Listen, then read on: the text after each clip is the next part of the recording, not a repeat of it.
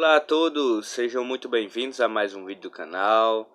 Então, nesse momento nós vamos estudar bastante sobre a palavra de Deus, então espero que gostem do vídeo, espero que aprendam, né? E com certeza vocês vão gostar desse tema de hoje, né? E o tema de hoje é sobre o dia em que Deus mandou construir uma casa sob medida. Ou seja, resumindo, né? O dia que Deus fez o santuário, né, mandou fazer o santuário, ou seja, o tema de hoje é o santuário. Nós vamos aprender um pouco sobre o que é o santuário, para que ele serve, será que existe um santuário celestial? Né? Vamos descobrir hoje. Então, a introdução diz o seguinte: a construção do santuário foi uma iniciativa de Deus para explicar ao povo de Israel de maneira ilustrada o plano da salvação. E desejo de Deus que todas as pessoas compreendam o caminho da salvação. Assim como uma mãe põe no colo um bebê e com a Bíblia ilustrada ensina através das ilustrações o amor de Deus, assim também Deus fez com Israel no deserto. O santuário feito por Moisés no deserto era apenas uma réplica miniatura do santuário celestial, onde Cristo, como nosso sumo sacerdote, depois de oferecer sua vida em sacrifício, ministra hoje em favor do pecador, né? Então, Jesus Cristo é o nosso sumo sacerdote. Tal era o serviço efetuado como exemplar e sombra das coisas celestiais. E o que se fazia tipicamente no ministério do santuário terrestre é feito na realidade no ministério do santuário celestial. Depois de sua ascensão, começou o nosso Salvador a obra como o nosso sumo sacerdote. Diz Paulo: Cristo não entrou num santuário feito por mãos, figura do verdadeiro, porém no céu, no mesmo céu, para a glória comparecer por nós perante a face de Deus. Isso está em Hebreus 9, verso 24. Nós vamos ler depois com calma. Então, vamos lá, né? Vamos para as perguntas. Nós aprendemos aqui, né, que existe um santuário celestial. Nós vamos ver alguns versículos bíblicos falando sobre o santuário celestial. E que o santuário, ele foi feito justamente para mostrar a obra da salvação, mostrar essa doutrina da salvação. Então, o santuário é muito importante. É uma das doutrinas mais importantes do cristianismo, né? É necessário que a gente aprenda bastante sobre o santuário. Então, primeira pergunta: o que Deus pediu para Moisés fazer? O que Deus pediu para Moisés o que ele fizesse, né? Êxodo 25, versículo 8. Em Êxodo 25, versículo 8, vamos ver. Versículo 8 e 9, né? No caso. Então, versículo 8 e 9 diz o seguinte: e me farão um santuário para que eu possa habitar no meio deles, segundo tudo que eu te mostrar para modelo do tabernáculo e para modelo de todos os seus móveis, assim mesmo o fareis. Então está dizendo aqui, ó, Deus pediu para fazer um santuário para que ele pudesse habitar no meio de nós, né? E mais, ele diz o seguinte: segundo tudo que eu te mostrar para modelo do tabernáculo e para modelo de todos os seus móveis, assim mesmo fareis. Ou seja, ele está falando aqui que se é para fazer um santuário de acordo com o modelo que ele mostrar, então é porque existe um santuário real, um santuário celestial. Porque se ele está fazendo o santuário terrestre, né, está pedindo para Moisés fazer o santuário terrestre, de acordo com o modelo que ele mostrou, então é porque existe um santuário celestial. Porque ele mostrou apenas o modelo do real, do santuário celestial, para que ele pudesse fazer o santuário terrestre da mesma maneira, do mesmo, né? Aqui diz, né, para modelo do tabernáculo e para modelo também dos móveis, ou seja, tudo é igual. A diferença é que o santuário terrestre é uma miniatura do santuário celestial, né? O santuário terrestre ele é muito menor do que o santuário celestial, é muito mais simples, né? O santuário celestial a gente nunca pôde ver, né? Então, é algo inimaginável, é algo impressionante, né? Algo que a gente só vai conhecer quando a gente for para o céu. Então, é isso, né? Essa questão do santuário celestial, ele realmente existe, como está falando aqui, né? Que Moisés fez um modelo, como modelo, né, do santuário celestial. Ele fez o santuário terrestre. Nós vamos ver um pouco mais agora essa questão do modelo que Moisés fez, né? O santuário que Moisés construiu era cópia de qual santuário? Vamos ver mais um versículo aqui.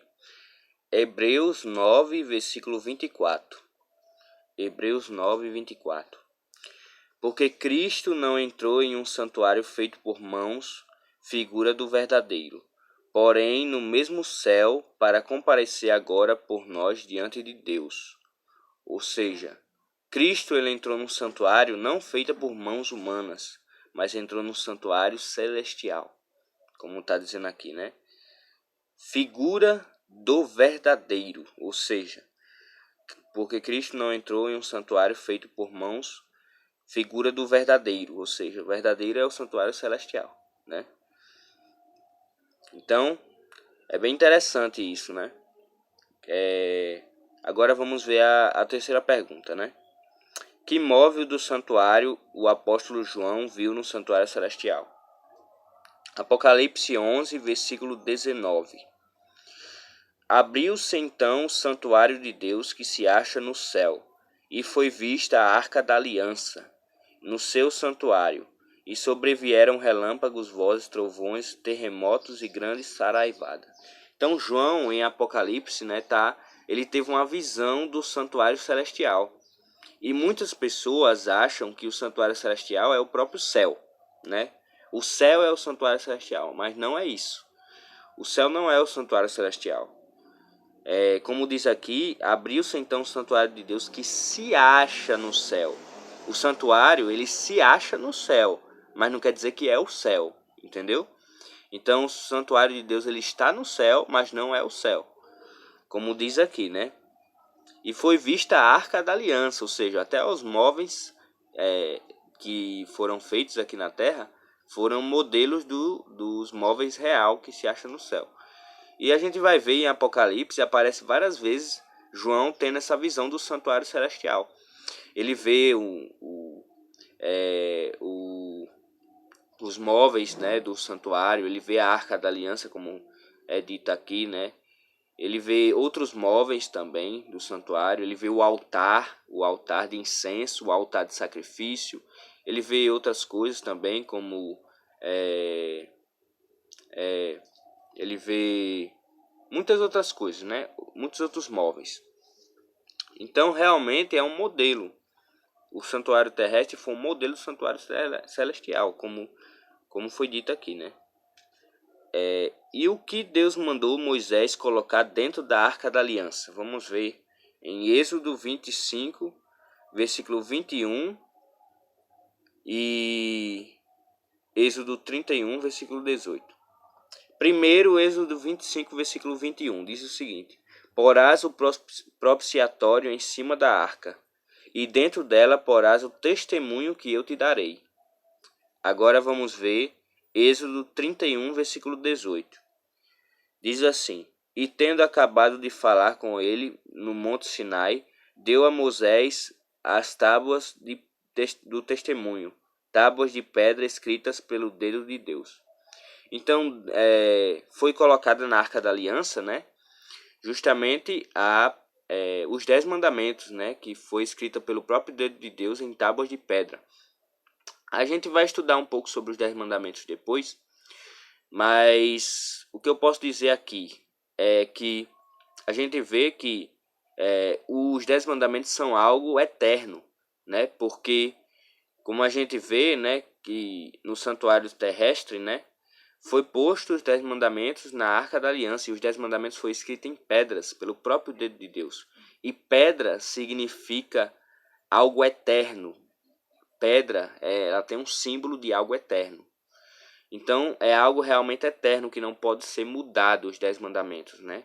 De acordo com o que está lá em Êxodo 20, né? Os 10 mandamentos são aqueles e não podem ser mudados. E a gente vê que no céu também existe a Arca da Aliança.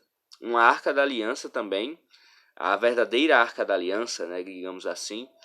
E dentro dela também tem as tábuas de pedra, né? Digamos assim, as tábuas do testemunho, né? As tábuas do testemunho. E tem também os 10 mandamentos, né? Os 10 mandamentos estão lá. Ou seja, mostrando que realmente os 10 mandamentos são eternos, né? A gente vê aí e a gente vai estudar um pouco mais adiante sobre esse assunto. Então vamos lá. Que animal era morto em sacrifício diário pelos pecados do povo? Êxodo 29, versículo 28, versículo 38 e 39. Vamos lá. Êxodo 29, versículo 38 e 39. Diz assim: Isto é o que oferecerás sobre o altar: 2 cordeiros de 1 ano, cada dia, continuamente. Um cordeiro oferecerás pela manhã e outro ao pôr do sol. Então, o animal que era sacrificado lá no altar de sacrifícios, no santuário terrestre, era o cordeiro, né? O cordeiro de Deus, digamos assim, né? O cordeiro era escolhido justamente porque era um animal que simbolizava Jesus Cristo. Por isso que era o cordeiro de Deus, digamos assim. A gente vê que outros animais eram sacrificados também, mas principalmente era o cordeiro. O cordeiro era um animal que era o principal a ser sacrificado. A gente vai ver que esse animal realmente representa Jesus Cristo, né? Em Êxodo, João 1, versículo 29. João 1, versículo 29. O cordeiro morto em sacrifício no santuário terrestre simboliza quem? Diz o seguinte: No dia seguinte viu João a Jesus, que vinha para ele e disse: Eis o Cordeiro de Deus que tira o pecado do mundo. Então a gente vê que João Batista, né, olhou para Jesus e disse que ele era o Cordeiro de Deus que tira o pecado do mundo. Então o cordeiro que era sacrificado no santuário era justamente um símbolo de Jesus Cristo, né? Porque Jesus Cristo é o verdadeiro Cordeiro de Deus, que iria ser sacrificado para os nossos pecados, né? Para pagar pelos nossos pecados. Então, é bem interessante que tudo que existia no santuário terrestre era era um símbolo do que iria acontecer. A gente vê o sacrifício do cordeiro, era o sacrifício de Cristo. E vários outros símbolos que tinha no santuário, não dá para falar todos aqui, mas depois eu posso gravar um vídeo mais longo falando sobre isso, né? Falando sobre todos os símbolos do santuário. Mas é bem interessante. A gente vê que realmente todos os símbolos que existiam no santuário eram era simbolizando algo que iria existir depois, né? Que iria vir depois. Então, incluindo, né, o sacerdote também, que ministrava lá no santuário, também era um símbolo de Jesus. Era simbolizando Jesus, que iria ser sumo sacerdote também, quando ele fosse para o céu ministrar lá no santuário celestial. Então, tudo que acontecia no santuário terrestre era um símbolo do que ia acontecer depois, tanto na terra como no santuário celestial. Então, qual é o ministério de Jesus hoje no santuário celestial? O que ele está fazendo lá? Hebreus 8, versículo do 1 ao 2. Diz assim: Ora, o essencial das coisas que temos dito é que possuímos tal sumo sacerdote, que se assentou à destra do trono da majestade dos céus, como ministro do santuário do verdadeiro tabernáculo que o Senhor erigiu, não o homem. Então a gente vê mais uma vez aqui que realmente existe um santuário celestial e que Jesus está ministrando como sumo sacerdote, né? Então, realmente o santuário celestial ele existe, ele é real. Se você quiser estudar um pouco mais sobre o santuário celestial, você pode ler o livro de Hebreus todinho. O livro de Hebreus todo ele fala bastante sobre o santuário celestial e o santuário terrestre. E no livro de Apocalipse também é falado bastante lá sobre o santuário celestial. Então é bem interessante. Se você quiser compreender um pouco mais, você pode estudar esses livros, né? Então, e você pode estudar também os livros do Antigo Testamento que falam também do santuário, né? Principalmente os 5 primeiros livros, né? Que é a Torá, né? O Pentateuco, né? Ele fala bastante sobre o santuário. Então, você pode aprender bastante sobre o santuário depois, né? Então é isso. Espero que tenham gostado. Por mais que você não acredite no santuário celestial, é algo que está na Bíblia, é algo real, é algo que a Bíblia fala que é real. Então nós temos que acreditar nisso porque a Bíblia está falando. Então o santuário celestial ele é real e é importante que a gente aprenda sobre ele. Então espero que tenham gostado, né? Foi um vídeo mais curto, né, hoje. Então até mais.